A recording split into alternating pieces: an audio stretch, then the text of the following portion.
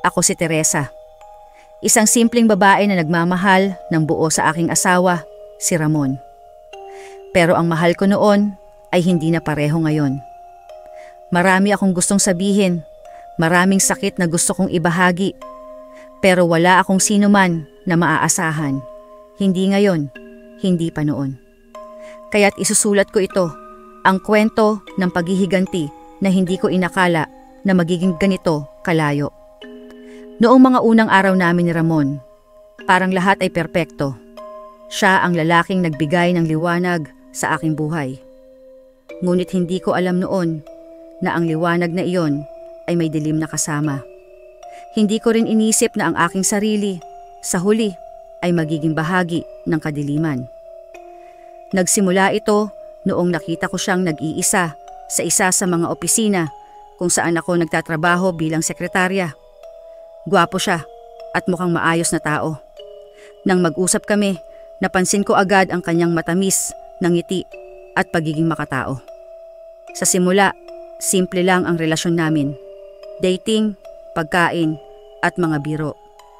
Ngunit habang tumatagal, mas lalo akong nahulog sa kanya. Nagkaroon kami ng relasyon at sa loob ng 2 taon, naging legal na mag-asawa kami.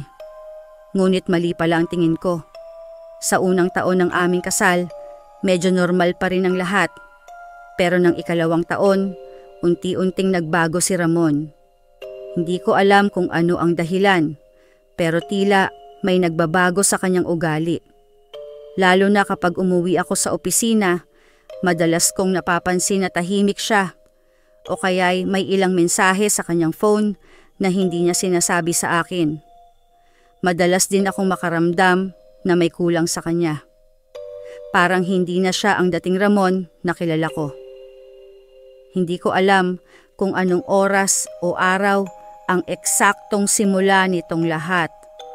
Pero nang malaman ko ang katotohanan, nalaman ko na ang lahat ng pagbabago ay dahil sa iba. Isang gabi, nang walang halatang plano, tinawagan ko si Ramon para sabihing late ako sa trabaho at hindi ako makakauwi ng maaga. Sabi niya, "Sige, ingat ka. Pero alam ko may hindi tama. May gut feel ako, a feeling na hindi ko maiwasan. Kaya't nang tapos na ako sa trabaho, umuwi ako ng diretsuhan, ngunit hindi ko pumasok sa gate. Sa halip, lumiko ako papunta sa likod ng aming bahay, sa isang maliit na bintana na bukas madalas. Nang tingnan ko sa loob, naroon siya, si Ramon, kasama ang isang babae na hindi ko kilala. Nakikipaghalikan sila at tila wala silang pakialam kung sino ang makakakita. Ang puso ko ay sumakit ng husto. Gusto ko sanang bumaling at umalis, pero hindi ko kayang galawin ang aking katawan. Parang nanlalamig ako sa sobrang sakit. Habang nakatingin ako, bigla akong natigilan nang marinig ko ang tinig niya. "Mahal kita," sabi niya sa babae. Tinig na dati para lamang sa akin. Napaiyak ako sa kinatatayuan ko, pero pinilit kong huwag humikbi. Alam ko na dapat kong sundin ang susunod na hakbang. Pag-uwi ko sa bahay, hindi ko sinabi sa kanya na nakita ko ang lahat. Pinili kong mag-pretend na wala akong alam. Pero sa loob-loob ko, alam kong dapat kong gumawa ng paraan para ipaghiganti ang aking sarili. Hindi ako makakatulog hanggang hindi ko ginawa ang dapat kong gawin. Mula ng araw na yon, marami akong iniisip. Hindi ko alam kung ano ang dapat kong gawin, pero alam kong mayroon akong espesyal na kakayahan. Ang kakayahang mag-utos sa mga insekto, lalong-lalo na sa mga alupihan. Ito ang lihim na taglay ko mula noong bata pa ako. Naminana ko pa sa aking mga ninuno na mga mambabarang. Hindi ko ito ipinakita kay Ramon, pero alam kong maaari kong gamitin ito para sa aking layunin. Naisip ko na gamitin ang aking kapangyarihan para gantihan si Ramon. Hindi ko alam kung gaano kabilis mangyayari ito, pero alam kong kailangan kong simulan ito ngayon. Una, nag-research ako tungkol sa alupihan. Alam ko na sila ay maaaring manira ng mga bagay-bagay, pero hindi ko alam kung paano gagawin ang partikular na planong ito. Natuklasan ko na ang mga alupihan ay may kakayahang magtago sa mga maliit na puwang tulad ng katawan ng tao. At ang kanilang kamandag ay maaaring makaparalisa o kaya naman ay makapatay. Naisip kong ipasok ang isang alupihan sa katawan ni Ramon at doon magsimula ang aking plano. Hindi ko alam kung paano gagawin ito, pero alam kong kailangan kong subukan. Sa mga sumunod na araw, nag-isip ako ng paraan kung paano ko isasagawa ang aking plano. Alam kong hindi madali ito, pero alam kong kaya ko ito. Una, kailangan kong isalin ang diwa sa isang insekto. Matagal nang hindi ko ginawa ito, pero alam kong kaya ko. Isang gabi, nasa loob ako ng kwarto. Nagri-ritual para sa gagawin kong paghihigante. Mula sa labas, isa-isang pumasok ang mga alupihan sa loob ng aking kwarto. Kasabay ng paglabas ng usok at pagtirik ng aking mga mata, inutusan ko ang mga insekto. May isang maliit na butas sa aming kisame at doon sila pumasok. Agad na sumanib ang diwa ko sa isa sa mga alupihan. Kitang-kita at naramdaman ko ang aking mga paa na umaakyat sa dingding. Sa wakas, narating namin ang kwarto ni Ramon. Nakita ko siya na natutulog sa kanyang kama. Tahimik ang paghinga at walang kamalay-malay sa mga mangyayari. Dahan-dahan akong lumapit sa kanya at sa isang maliit na puwang sa kanyang bibig, doon ako pumasok. Sa loob ng katawan ni Ramon, naramdaman ko ang init ng kanyang dugo. Ang bawat galaw ng aking mga paa ay parang isang hamon sa kanyang sistema. Alam kong hindi ito madali, pero alam kong kailangan kong magpatuloy. Sa una, wala siyang nararamdaman, pero paglipas ng mga araw, nagsimula siyang magkasakit. Unay simpleng pangangati lamang ito, pero unti-unting lumala. Sinabi niya sa akin na may allergy siya, pero alam kong hindi yon ang dahilan. Sa tuwing kumakain si Ramon, nararamdaman niya ang aking mga paa na umaakyat sa kanyang tiyan. Hindi niya alam kung ano ang tunay na dahilan, pero alam kong nagsisimula na siyang mawala ng lakas. Nang ilang araw na ang lumipas, naramdaman ko na ang katawan ni Ramon ay hindi na sapat para sa akin lamang. Alam kong dapat kong palawakin ang aking presensya. Kailangan kong magdagdag ng mas maraming alupihan sa loob ng kanyang katawan.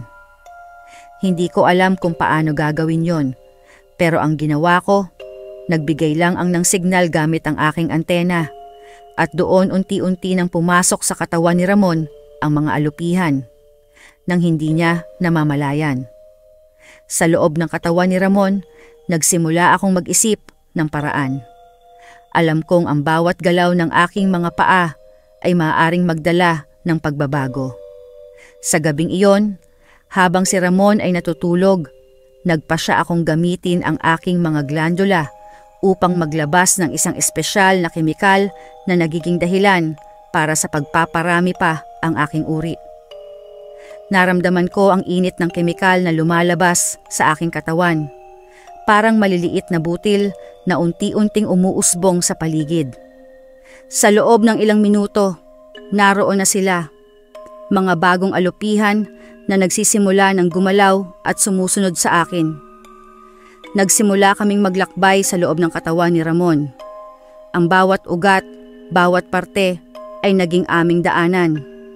Naramdaman namin ang init ng dugo niya, ang paggalaw ng kanyang dibdib habang humihinga siya. At sa bawat hakbang namin, parang unti-unting kinakain namin ang kanyang sistema. Nang ikalimang araw, nagsimula na si Ramon na magpakita ng mga sintomas. Unay simpleng pangangati lang ito, pero unti-unting lumala. Madalas ko siyang marinig na nagrereklamo sa sarili niya. Bakit parang may gumagalaw sa loob ng katawan ko? Hindi ako sumagot, pero sa loob-loob ko, nangingiti ako. Alam kong ang lahat ng ito ay dulot ng aming presensya. Hindi niya alam na ang alupihan na dati isa ay ngayon ay marami na. Isang hapon, nang kumain siya ng almusal, bigla siyang napahawak sa kanyang tiyan. "Teresa, parang may kakaiba sa loob ng aking katawan," sabi niya. Ngunit tumingin lang ako sa kanya ng tahimik. Hindi ko sinabi ang totoo, pero alam kong nakikita niya ang lihim ng ngiti sa aking labi. "Gumagala ka ba? O lumalabas paggabi?" Tanong niya sa akin. "Hindi," sagot ko ng simple, pero sa loob-loob ko, alam kong tama ang hinala niya. Oo, gumagala kami sa loob ng kanyang katawan. Sa susunod na mga araw, naramdaman namin na ang katawan ni Ramon ay maaaring magbigay ng mas maraming puwang para sa amin. Alam kong dapat namin itong gamitin upang lalo pang pahirapan at paghigantihan siya. Nagsimula kaming maglakbay pa sa iba't ibang bahagi ng kanyang katawan. Mula sa kanyang tiyan patungo sa kanyang puso at maging sa kanyang utak. Sa tuwing si Ramon ay nanonood ng telebisyon o nagbabasa, naramdaman namin ang kanyang pagkalito.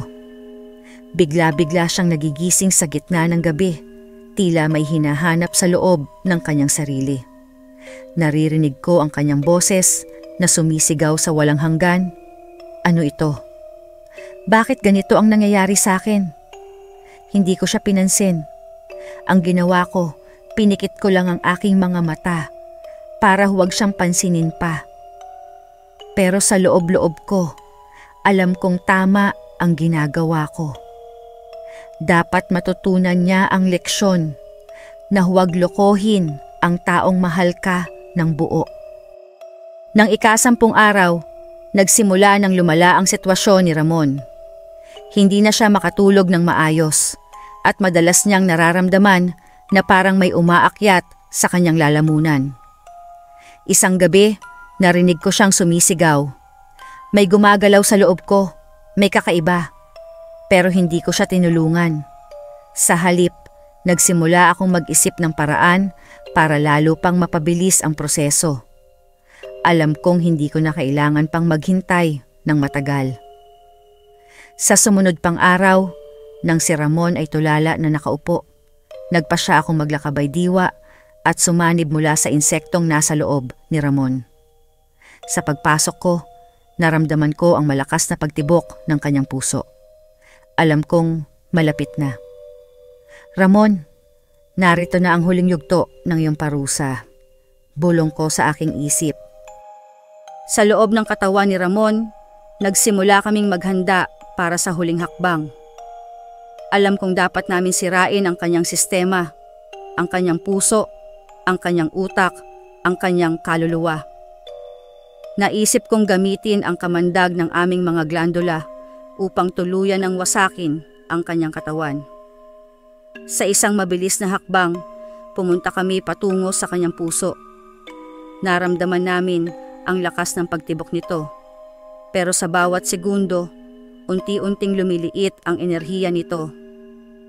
Naramdaman din namin ang sobrang init ng dugo niya na parang nagiging mainit na tubig na aming ininom. Isang hapon, napansin kong tila nahihirapan na siyang maglakad. "Teresa, sakit na sobra. Ano ba talaga ang nangyayari sa akin?" sabi niya sa akin. Tumingin lang ako sa kanya ng tahimik. Hindi ko siya sinagot, pero sa loob-loob ko, alam kong tapos na. Sa huling araw, nang si Ramon ay nakaupo sa kanyang silya, bigla siya napahawak sa kanyang dibdib. "Sakit! Ang sakit!" bulong niya. Naramdaman ko ang aking mga paa na umaakyat sa kanyang lalamunan at lumabas kami sa kanyang bibig. Mabilis akong bumalik sa katawan ko at mabilis na lumapit sa kanya, na may ngiti sa aking mga labi. Nakita ko ang kanyang mga mata na puno ng takot. "Teresa, bakit?" tanong niya sa akin. Isang ngiti ang una kong tugon dito, sabay sabing, "Dapat mo sanang alalahanin na ang pagmamahal ay hindi laruan lamang. Sa sumunod pang mga sandali, namatay si Ramon. Ang katawan niya ay tuluyan ng nawasak at ang mga alupihan ay umalis na patungo sa kanilang susunod na misyon.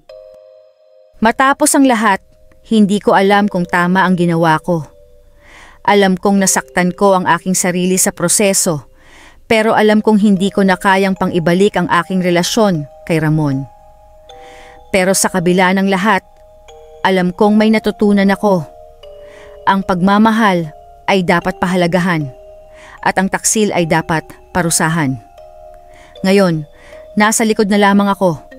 Nanonood sa mundo habang naghihintay ng susunod na tao na kailangan ng aking kapangyarihan. Kung nagustuhan niyo po ang ating kwento, ay palike, comment at subscribe na mga kapusa. Maraming salamat. Ako po ito si Miss Ethel. Hanggang sa susunod nating kwentuhan.